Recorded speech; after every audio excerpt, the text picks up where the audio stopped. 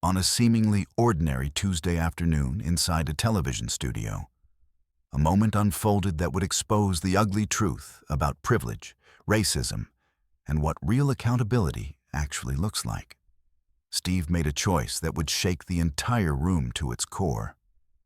And what happened next would remind millions of people why some voices refuse to let injustice pass in silence. This is the story of the day everything changed, and why the crowd's response proved that America was finally ready to demand better. The green room smelled like stale coffee and nervous energy. Victoria sat in front of the mirror, adjusting her designer blazer for the third time, her reflection staring back with the kind of confidence that only comes from a lifetime of getting exactly what you want. She didn't need to be here.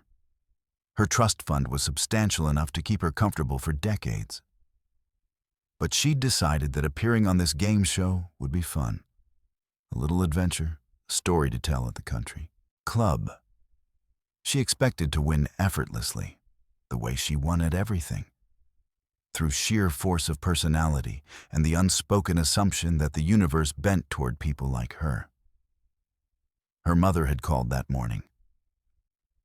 "Darling, just remember, you're better than everyone there. Act like it." Victoria had laughed. She didn't have to act. It was simply true. Those words had settled into her bones like confirmation of something she'd always known. Better. Always better. It wasn't arrogance. It was just fact. As she walked toward the stage, the studio lights hit her face like a spotlight, finding its star. And she felt that familiar rush, the one that came from being seen, from being the center of attention. The audience applauded as the contestants were introduced. There were 5 others competing alongside her. A nurse from Detroit with tired eyes that suggested countless double shifts. A teacher from rural Mississippi whose classroom probably had more students than resources. A retired postal worker. A black man in his 70s with kind eyes and a gentle smile that seemed to come from somewhere deep and genuine. A software engineer from California with the kind of casual wealth that came from stock options and startup success. And a young mother from Texas who looked terrified, clutching her hands together like she was afraid they might betray her. Victoria barely registered them as individuals. They were background characters in her story, extras filling out the scene. She offered them a perfunctory smile, the kind of smile you give to service workers, and then turned her attention to what mattered.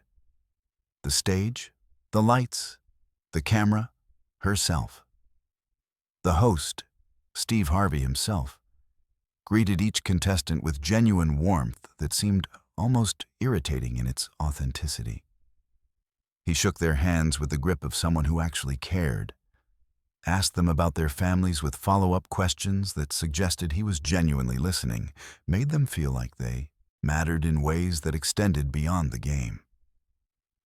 Victoria watched this performance with mild amusement, cataloging it as the skilled manipulation it was. Of course, he was charming. That was his job. That was what he was paid to do.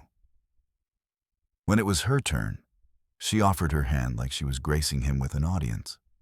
Fingers extended at just the right angle, her smile perfectly calibrated. Steve shook it, his grip firm and warm, and asked her a question that was clearly designed to let her shine. "What brings you here today, Victoria?" She tilted her head, considering the question as if it required deep thought, as if she hadn't spent the last hour in the green room rehearsing exactly this moment. "Honestly, I just wanted to see if I could dominate a game show the way I dominate everything else in my life."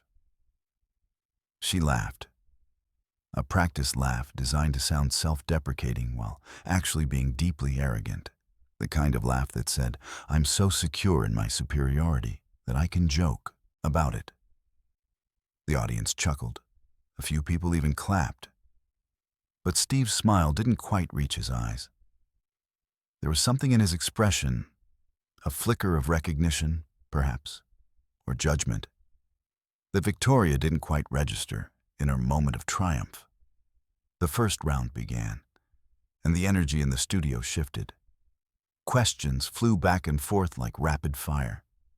The nurse got one wrong. She hesitated, second-guessed herself, visibly doubted her own knowledge before answering, and lost points. The teacher answered confidently, but was corrected on a historical detail. And Victoria watched her face fall slightly, the sting of being wrong visible in her posture.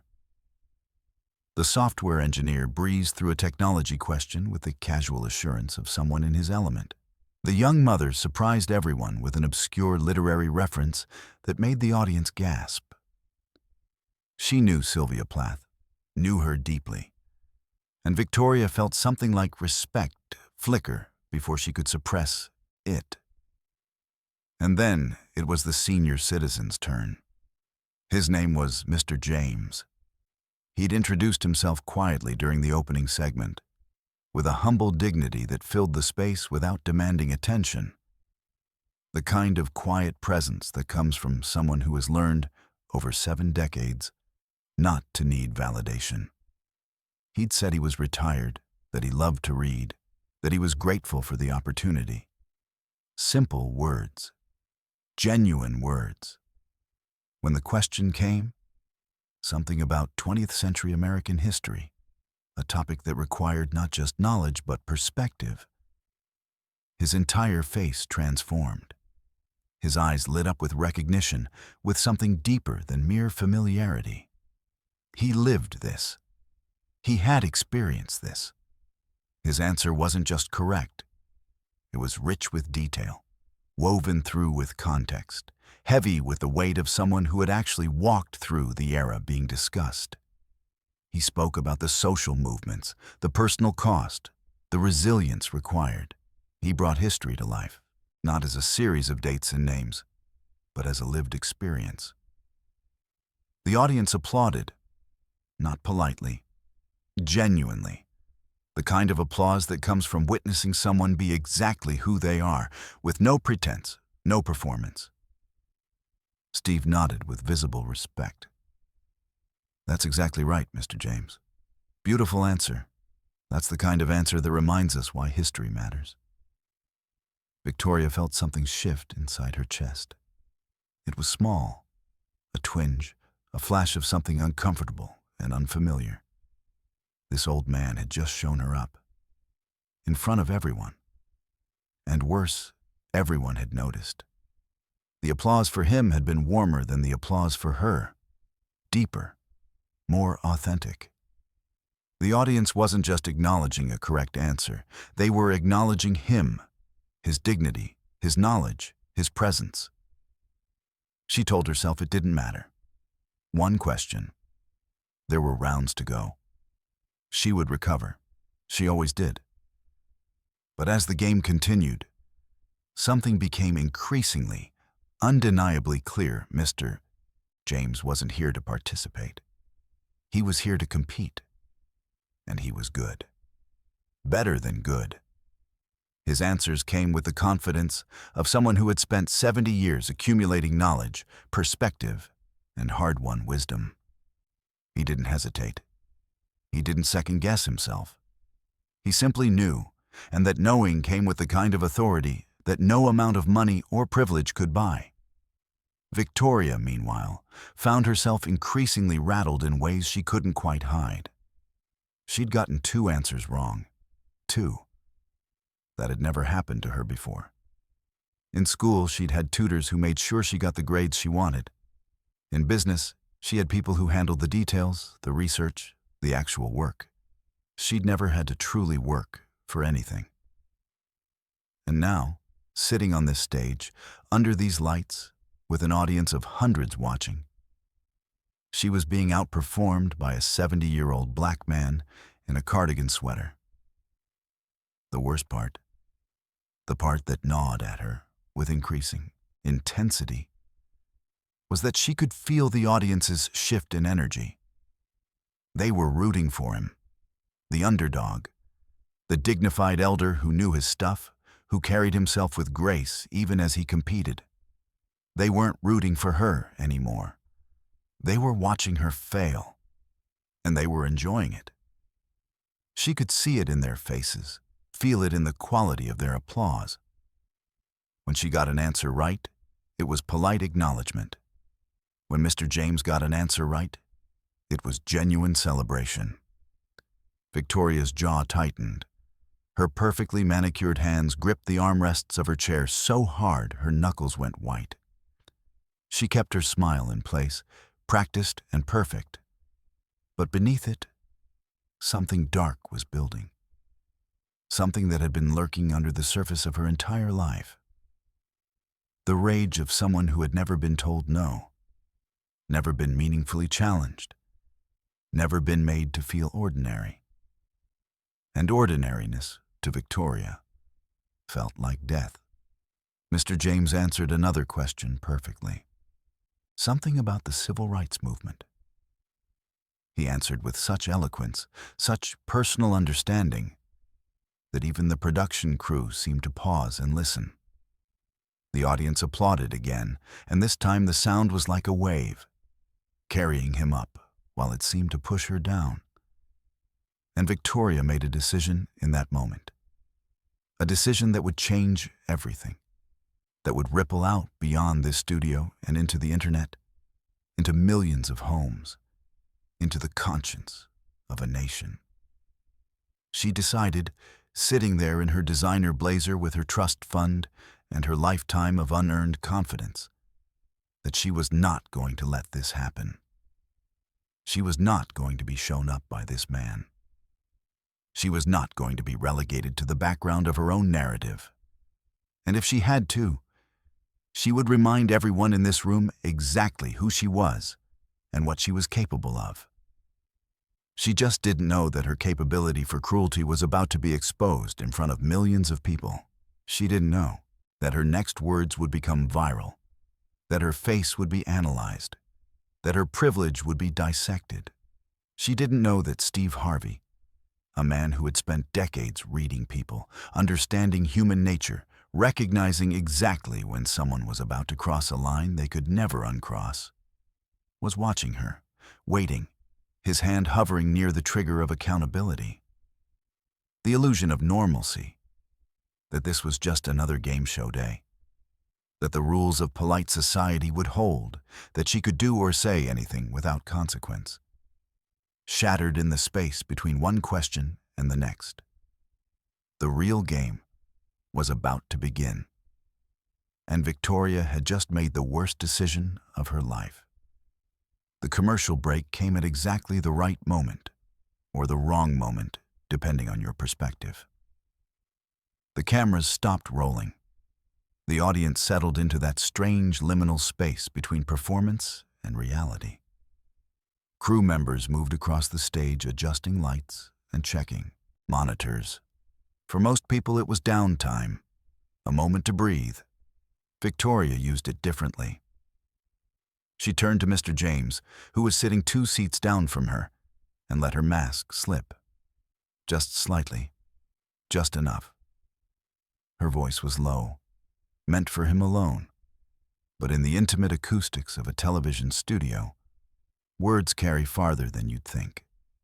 They travel. They linger. You know, it's kind of cute how hard you're trying, she said, her tone wrapped in false sweetness. The kind of condescension that comes from someone who has never been taught that not everyone has to be torn down to make space for you. I mean, for someone your age, you're doing pretty well. Most people just retire and fade away. But here you are, still trying to prove something.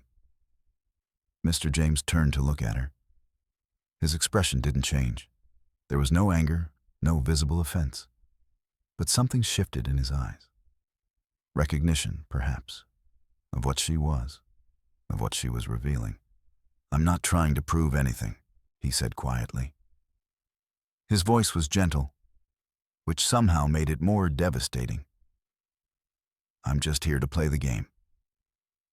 But Victoria wasn't done. She'd felt the audience's preference for him, and it had cracked something open inside her. something that had been sealed away under years of privilege and enabling. The crack was spreading, and now that it had started, she couldn't seem to stop it. Right.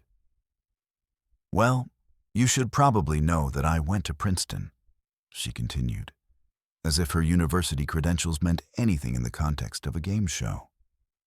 As if they were relevant to anything except her own need to elevate herself.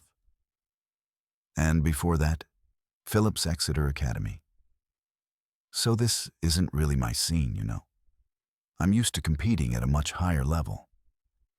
She said it loud enough that nearby crew members heard. Loud enough that the stage manager, standing in the wings, glanced over with concern.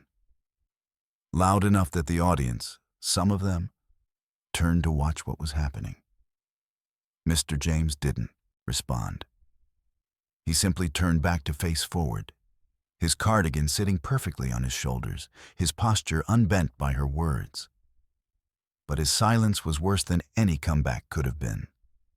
It was the silence of someone who had seen this before, who understood exactly what was happening, who recognized privilege in its rawest, most desperate form. Steve Harvey was watching from off stage. The production assistant saw him first, the way his entire body had gone still, the way his jaw had tightened almost imperceptibly. Steve had built a career on reading people, on understanding the exact moment when someone revealed who they truly were. And Victoria had just done that spectacularly, in a way that was being captured by multiple cameras and would later be analyzed, dissected, and shared millions of times over. The stage manager made a note on her clipboard. Something had shifted. Something was wrong.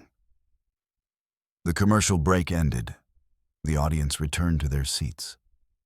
The cameras came back to life.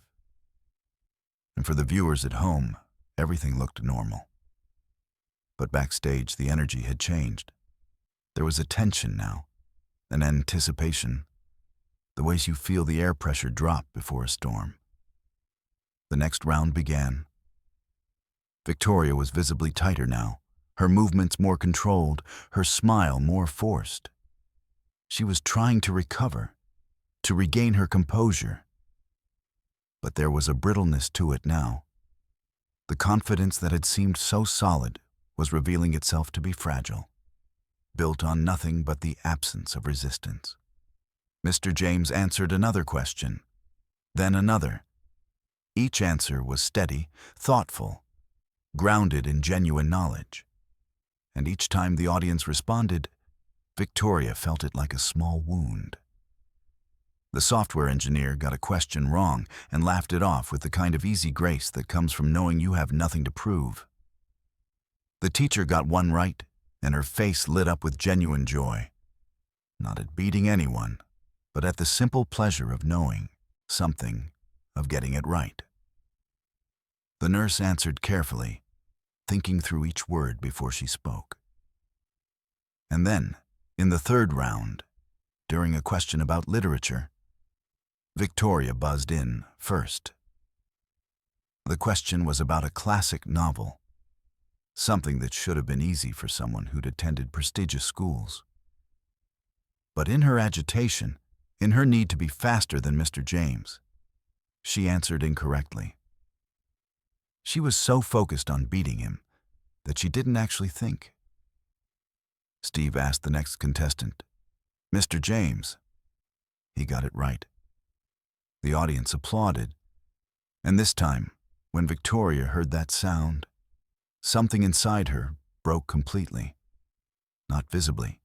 She held it together on the outside.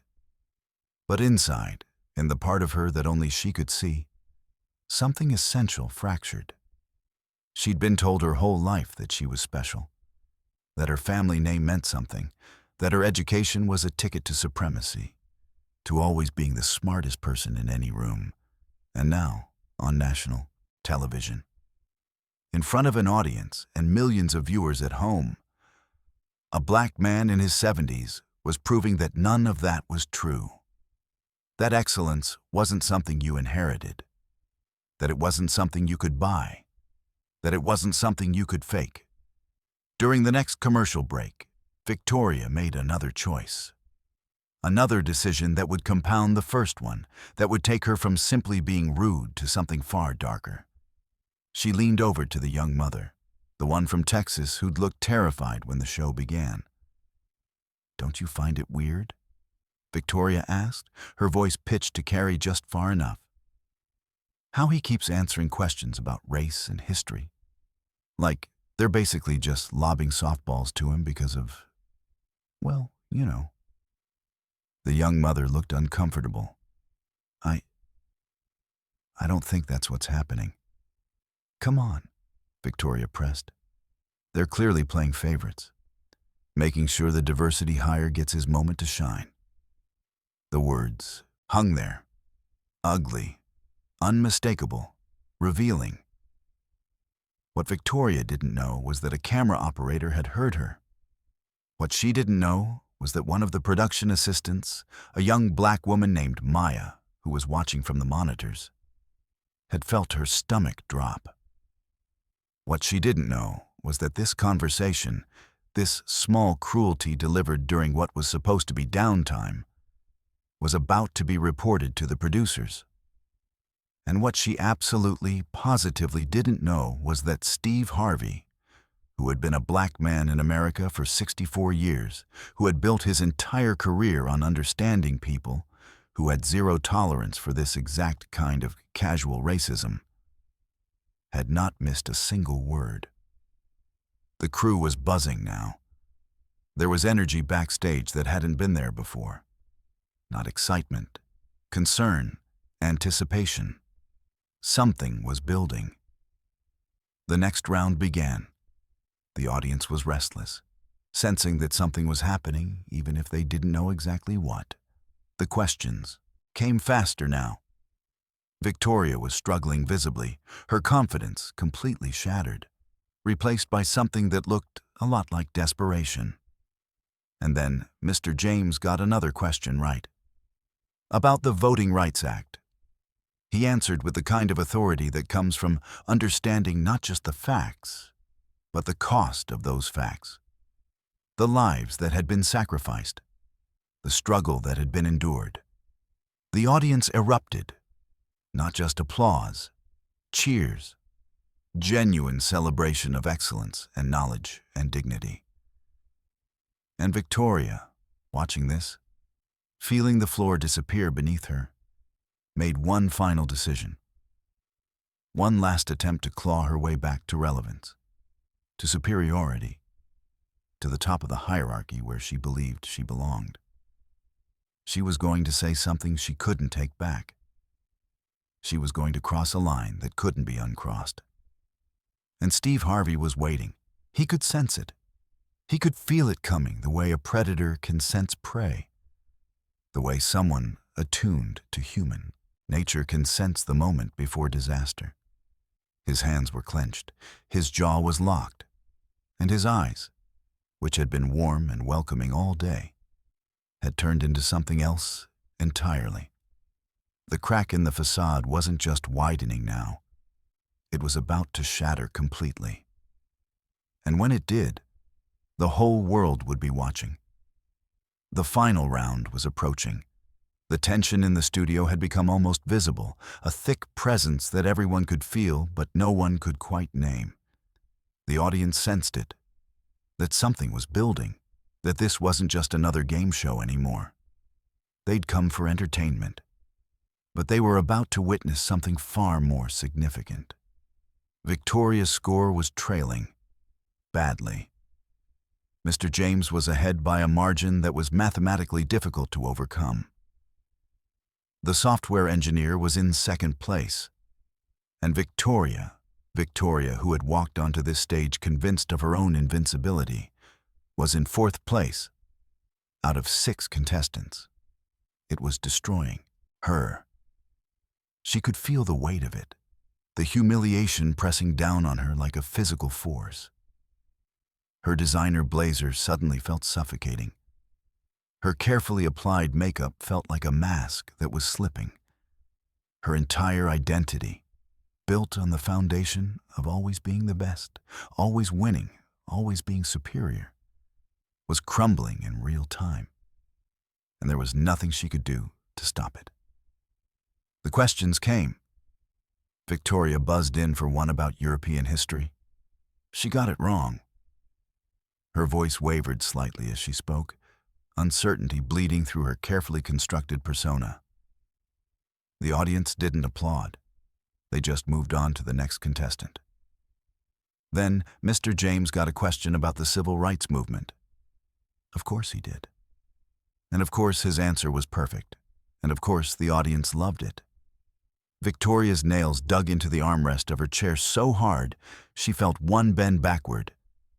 During the final commercial break, the last chance to recover, the last moment before the final round, Victoria's mask came off completely. She didn't even try to hide it anymore. She was done pretending, done performing, done being nice. She turned to Mr. James directly, not quietly, not under her breath, loud enough that people around them could hear, loud enough that it registered. "You know what's funny?" she said, her voice sharp as broken glass. "You act like you're so dignified, so wise. But let's be real. You probably never accomplished anything in your entire life. You were a postal worker. A postal worker. You delivered mail. And now you're here, getting all this attention, all this love from the audience, because everyone feels sorry for you." She paused, letting the words land. Mr. James's expression remained calm, but Victoria could see his hands tighten slightly in his lap. "But here's the truth," she continued. And now her voice dropped into something venomous, something that revealed the absolute ugliness beneath her polish. "Nobody's impressed by you. They're just being nice because you're black and old, and they feel obligated to pretend that you matter. But you don't. You never did. You're just a has-been who never was anything to begin with." The silence that followed was absolute, complete. The kind of silence that happens when something crosses a line so clearly, so definitively, that everyone in the room understands that the normal rules no longer apply. Maya, the production assistant, had her hand over her mouth. The stage manager's clipboard had dropped to her side. Crew members were exchanging glances, a kind of silent communication that said, "Did that really just happen?" And the audience, the live audience in the studio, started to react. Not loudly, but you could feel it. The shift, the recognition that something profoundly wrong had just occurred. Mr. James turned to face Victoria directly. And when he spoke, his voice was soft, almost sad, carrying the weight of 70 years of having to be dignified in the face of indignity. "I'm sorry you feel that way," he said simply. "That must be very difficult, to be so angry all the time." It was the kindest possible response. It was also the most devastating, because it wasn't angry, it wasn't defensive. It was just compassionate. It was the response of someone who had seen this before, who understood that cruelty this raw usually comes from deep pain, and who chose mercy anyway. Victoria's face flushed crimson. She opened her mouth to respond, but nothing came out. The words were there, uglier words, meaner words, but she couldn't seem to access them. And that's when Steve Harvey stood up. He didn't do it dramatically. He didn't storm onto the stage. He simply stood, pushed his chair back, and walked over to where Victoria was sitting. The cameras followed him. The audience held its breath. Steve Harvey had built his entire career on being likable, on being the good guy, on being someone who could diffuse tension with humor and warmth. But in this moment, there was no humor. There was no warmth. There was only a man who had reached the absolute limit of his tolerance for racist cruelty being deployed against someone he respected. He stood directly in front of Victoria's chair. He didn't raise his voice. He didn't need to.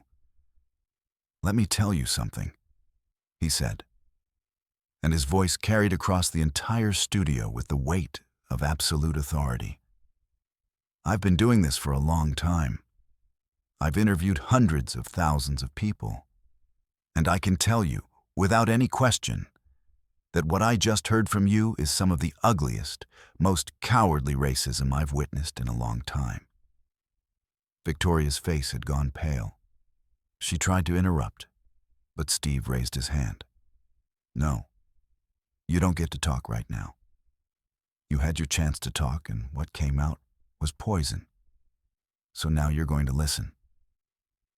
He turned to address the audience, but his words were clearly meant for Victoria, for the cameras, for everyone watching at home. This woman sat down here today convinced that her education, her money, her family name made her superior to this man. He said, gesturing toward Mr. James. And when she realized she wasn't smarter than him, when she realized that intelligence and dignity aren't things you can buy, she decided to try to destroy him with racism. That's what we just witnessed. That's the ugliness that happens when privilege meets the threat of irrelevance. The audience was completely silent now. Even the crew had stopped moving. "Mr. James," Steve said, turning to face the older man directly, "I want to apologize to you. On behalf of this show, on behalf of this network, and frankly, on behalf of everyone who's tired of seeing decent people treated this way." Mr. James nodded slowly, his eyes glistening slightly, though whether from emotion or simply the intensity of the moment was impossible to say. "And to you," Steve said, turning back to Victoria, "I want to say this. You can have all the money in the world. You can have the best education. You can have everything that privilege can buy, but you will never be better than someone whose character is intact.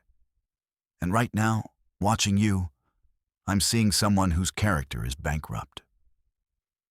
The audience erupted, not in a celebratory way, in a way that felt like a reckoning, like justice, like the moment when the scales finally tipped toward accountability. Victoria's hands were shaking. She tried to say something, an apology, a defense, anything. But the words wouldn't come.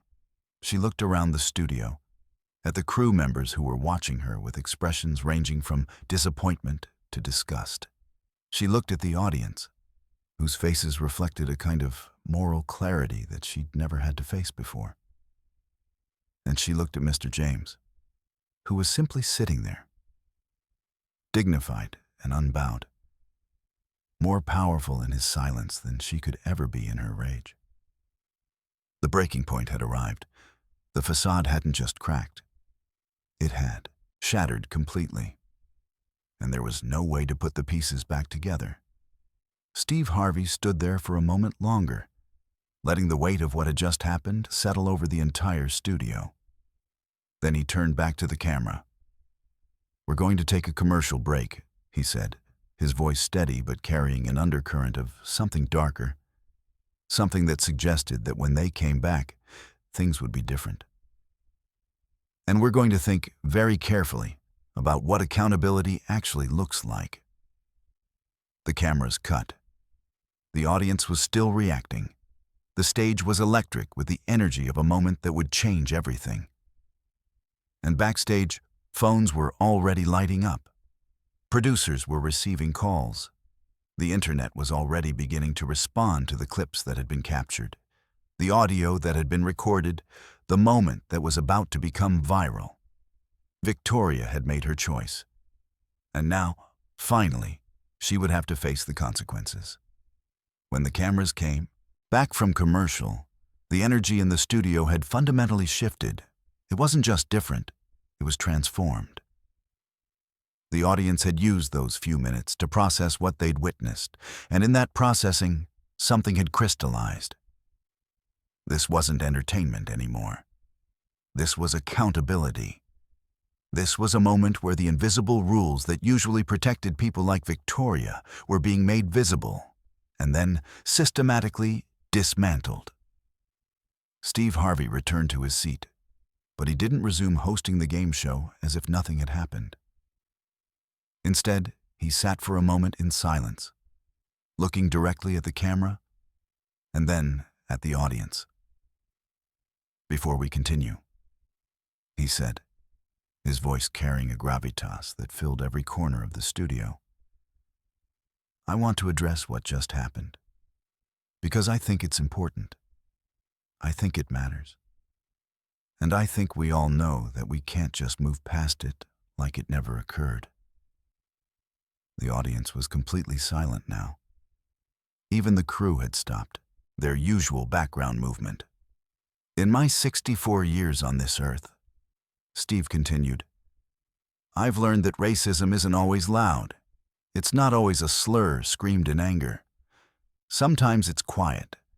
Sometimes it's wrapped in politeness. Sometimes it comes from someone who's never had to really think about their own privilege, who's never had to consider how their words land on people who've spent their entire lives hearing variations of the same message. You don't belong here. You're not as good as us." He paused, letting that sink in.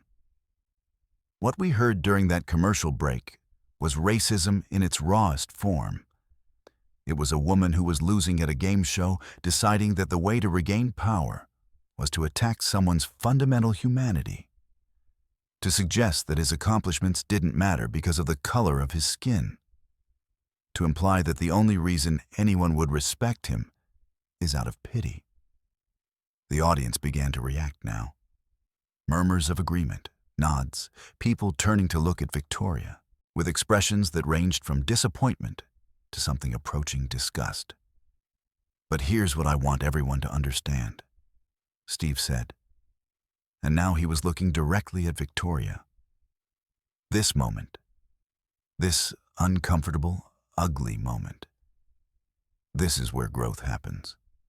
This is where we see who we actually are when the masks come off.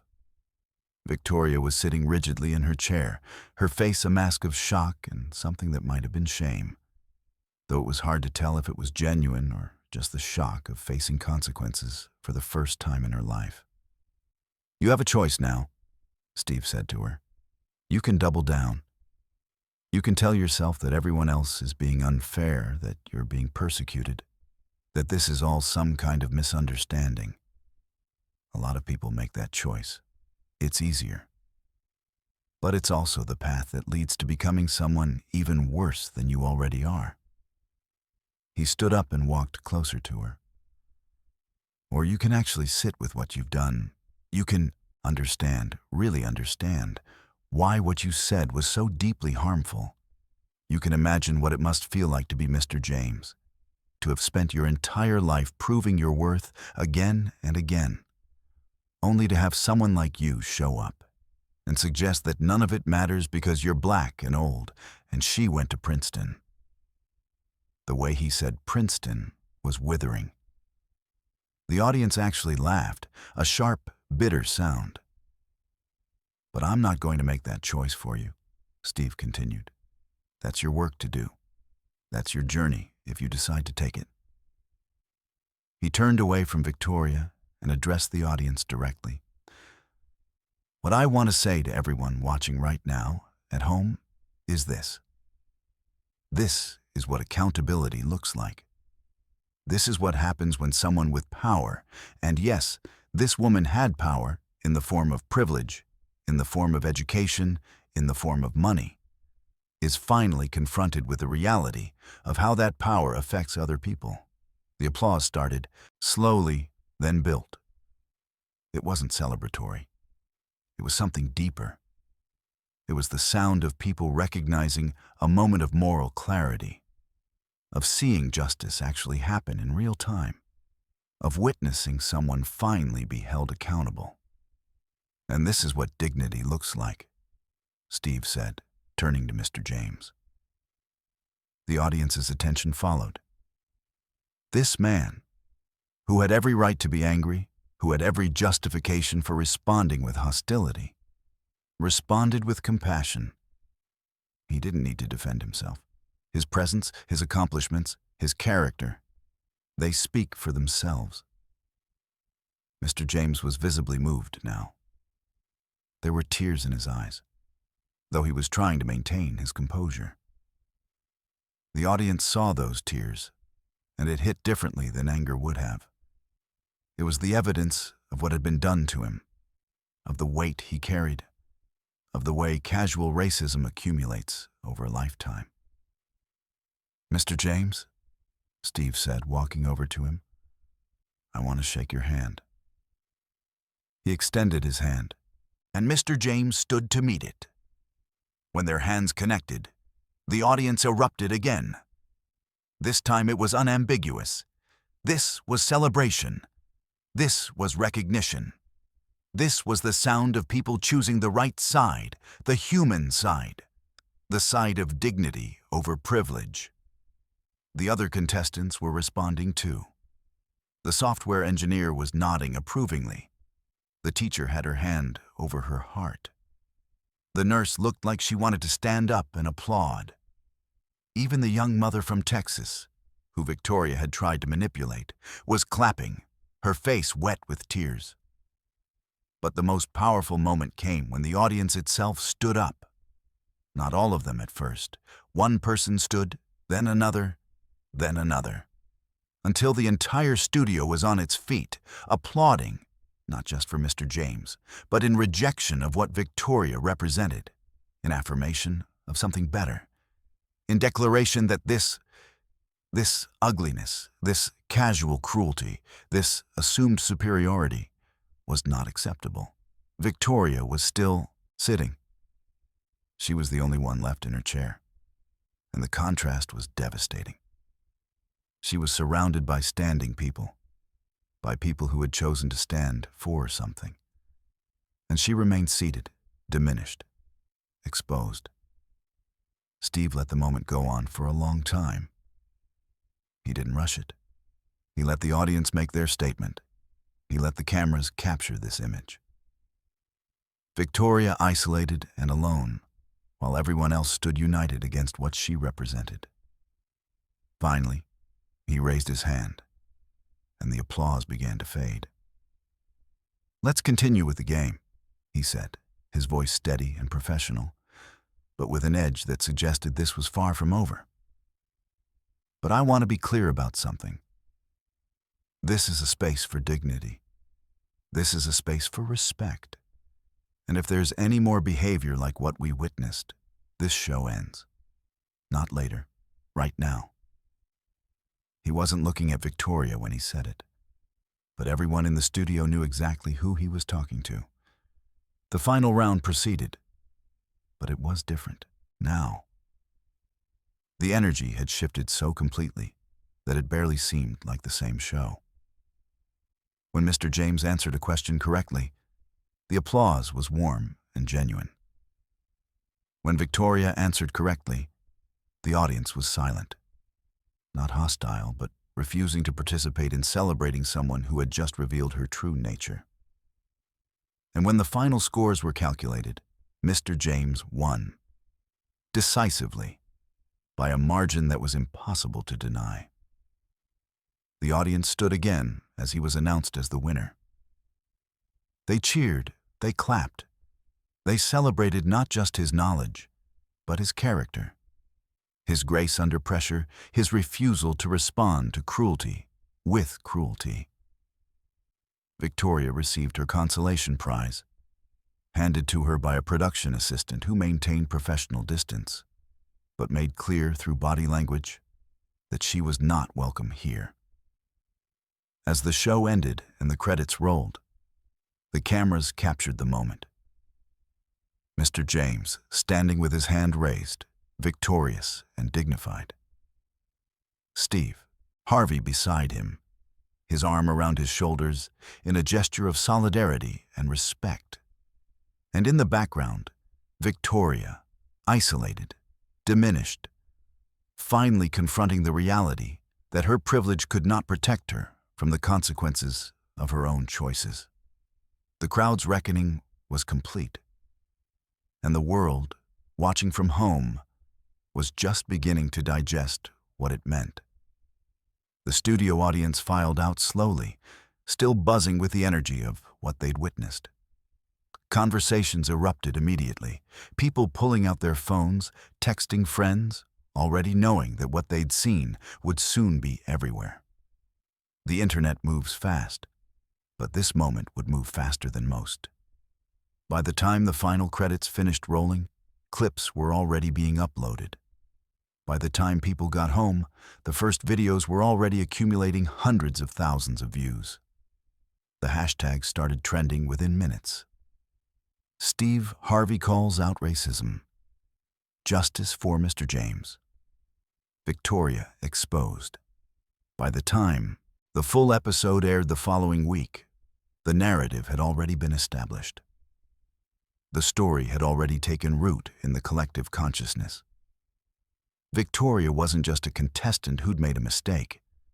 She was a symbol, a cautionary tale, a perfect encapsulation of everything wrong with unexamined privilege meeting the real world. The first clips to go viral were the confrontation itself. Steve's voice steady and authoritative as he dismantled her defenses. The audience erupting in applause, Victoria's face going pale as she realized that her social position could not protect her from public judgment. These clips were shared millions of times. They were analyzed on news programs. They sparked conversations in living rooms and offices and schools across the country. But then came the second wave. People began digging. They found Victoria's social media accounts. They found old posts where she bragged about her education, where she made veiled comments about diversity hires, where she casually dismissed people who didn't have her advantages. Each post was screenshotted, archived, analyzed. What had seemed like isolated incidents suddenly looked like a pattern. What had looked like a moment of weakness now looked like who she actually was. News outlets picked it up. Privileged contestant exposed for racist remarks on game show. Steve Harvey delivers powerful call-out of white privilege. How one game show moment became a national conversation about accountability. The story spread beyond the entertainment sphere into something more significant. It became a discussion about class, about race, about privilege, about what accountability actually looks like. Mr. James, for his part, handled the attention with the same grace he demonstrated on the show. He did a few interviews. He spoke about his experience, about the importance of education, about the fact that he'd never needed Victoria's validation to know his own worth. His words were measured and wise, and they only reinforced what the audience had already recognized, that he was exactly the kind of person worth celebrating.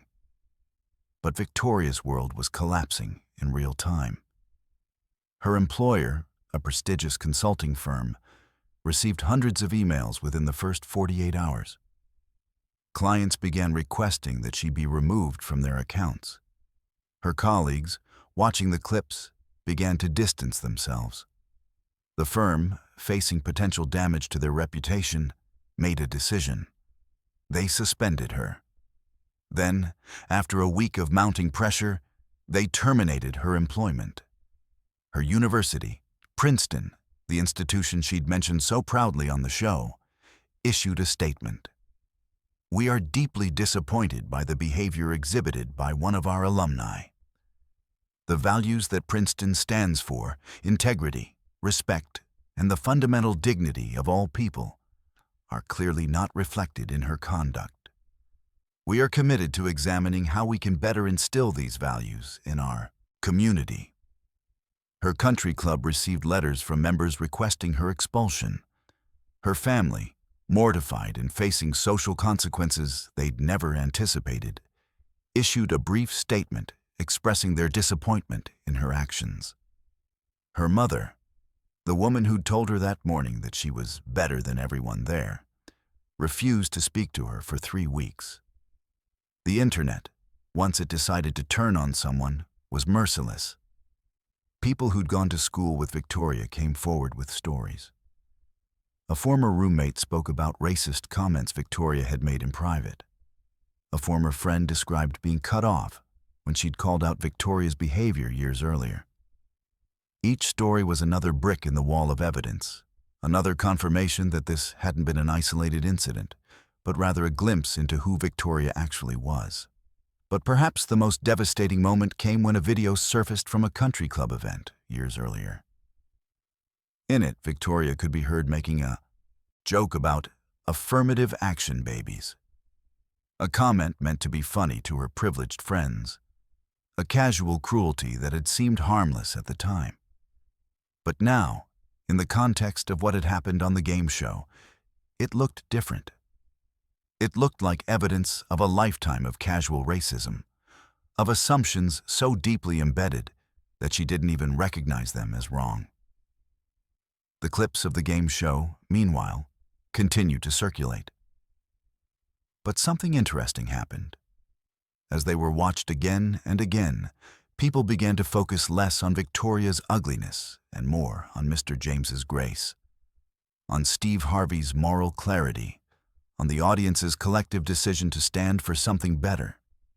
News programs began using the moment as a teaching tool. Universities showed the clips in discussions about privilege and accountability.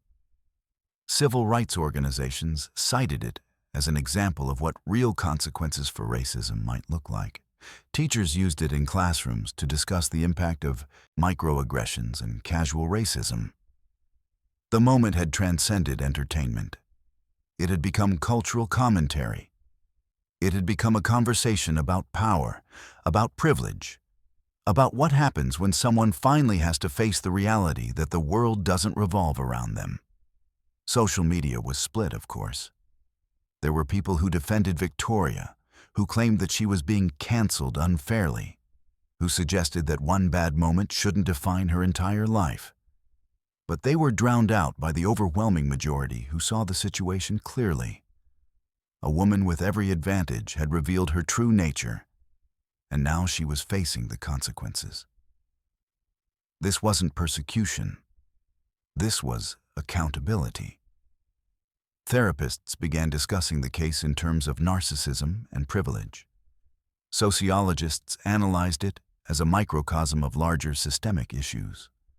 Activists pointed to it as proof that change was possible, that accountability could actually happen, that consequences weren't just theoretical concepts, but real things that could impact real people.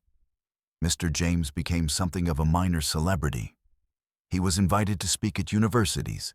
He did interviews with major publications. He received emails from people all over the country telling him how his grace on that stage had inspired them, had reminded them that dignity was something internal, something that couldn't be taken away by anyone's racism or cruelty. The game show network, riding the wave of positive publicity, decided to air a special episode featuring Mr. James. He returned to the studio, not as a contestant this time, but as a guest. Steve Harvey interviewed him extensively, and Mr. James spoke with eloquence about his life, his journey, his philosophy. The episode was watched by millions.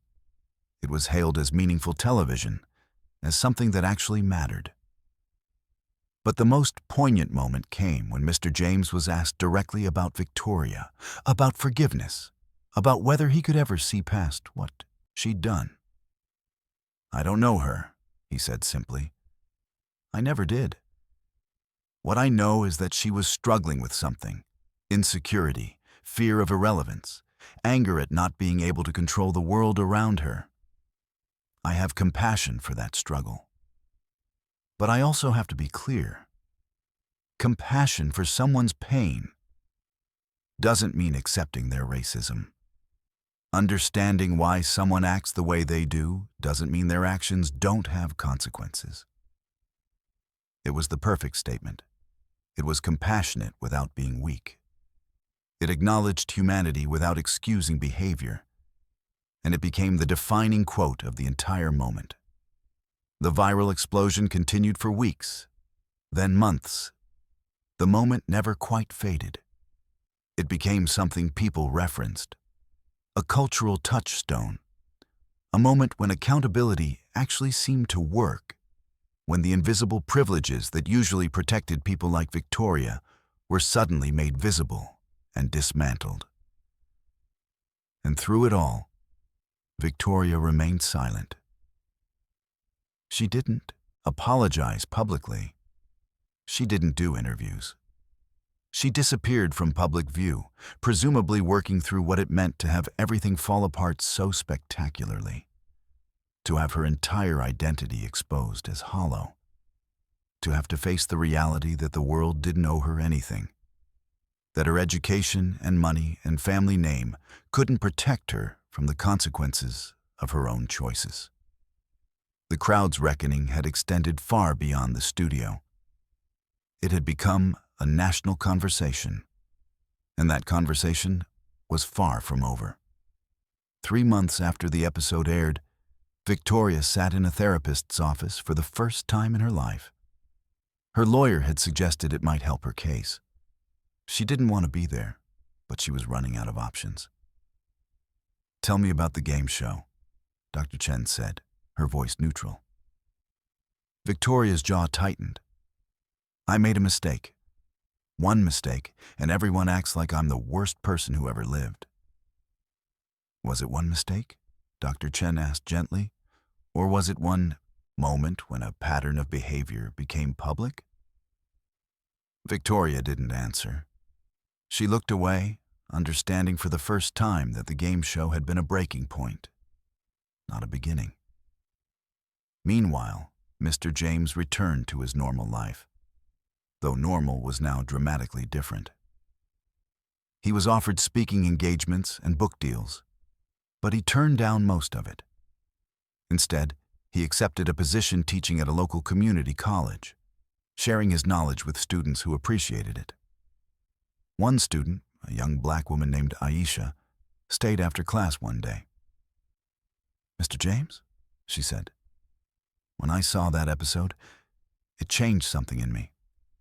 I realized I'd been letting people like her define my worth." Mr. James smiled. "That's the real victory. Your value is intrinsic. It's not something anyone can take from you." Victoria tried to apologize publicly, but her statement rang hollow. It sounded like something her lawyer had written. The internet dismissed it as performative. The most devastating moment came when she wrote to Mr. James directly. She didn't expect forgiveness. She just wanted him to know that she understood what she'd done. Mr. James responded briefly but kindly. He acknowledged her remorse, but made clear that while he harbored no anger, he also had no desire to maintain contact. She'd violated his dignity, and understanding didn't require ongoing connection. When Victoria read his response, something in her finally broke open. She cried, not performative tears, but the deep sobs of someone finally understanding what they'd lost. Not just her job or social position, but her sense of self. She moved to a different city and got honest work that paid far less. She did the slow, difficult work of therapy and self-examination. She wasn't redeemed. She would never fully escape what she'd done. But she spent her life trying to become someone better in response to it. Years later, a nonprofit organization was founded in Mr. James's name, dedicated to providing educational opportunities for students historically excluded from access. Victoria donated anonymously. It wasn't redemption, but it was a way of channeling her guilt into something constructive. The game show moment faded from immediate news cycles, but its impact persisted. It became a reference point for conversations about privilege, grace under pressure, and accountability. It showed that consequences were real, that dignity couldn't be bought, and that people could change. Not easily, but genuinely. The crowd had gone wild that day in the studio. But the real work happened in quiet moments afterward. in therapists' offices and classrooms, in the choices people made about who they wanted to become. That was the real story. And it was far more powerful than any viral moment could ever be.